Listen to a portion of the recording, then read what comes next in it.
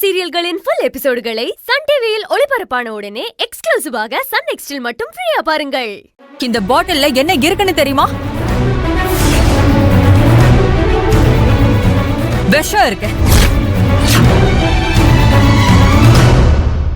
மா, என்னம்மா சொல்றீங்க? விஷமா? ஆமா.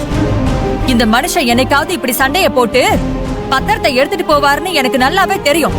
அதனாலதான் இந்த விஷத்தை வாங்கி கிச்சன்ல ஒளிச்சு வச்சிருந்தேன். மா, என்னம்மா இதெல்லாம்? முதல்ல அந்த பாட்டில கொடுங்கம்மா. ஏய் நில்லு. இன்னும் ஒரு அடி எடுத்து வச்சேன்னு வச்சுக்கோ, இந்த விஷத்தை நான் குடிச்சிருவேன். மாமா, அப்படிலாம் சொல்லாதீங்க மாமா. ஏமா இப்படி எல்லாம் பண்ணிட்டு இருக்க? ஏய், நான் ஒண்ணு சும்மா மிரட்டல. பத்திரம் இப்ப என் கைக்கு வரல.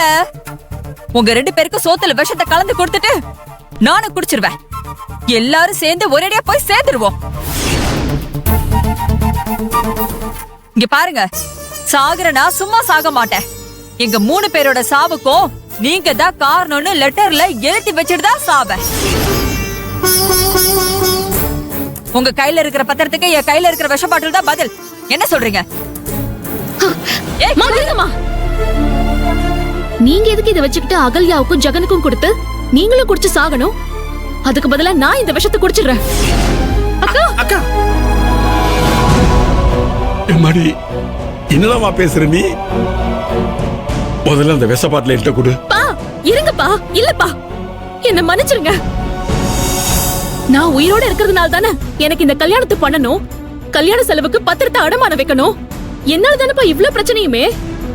நானே இல்லனா இது எதுவும் இருக்காதுல்ல. நான் இந்த விஷத்தை குடிச்சிட்டு அம்மா கிட்டே போயிடுறேன். வேணாம்மா, அப்பாட்ட கொடுத்துறாமா. அப்பா கிட்ட வராதீங்கப்பா.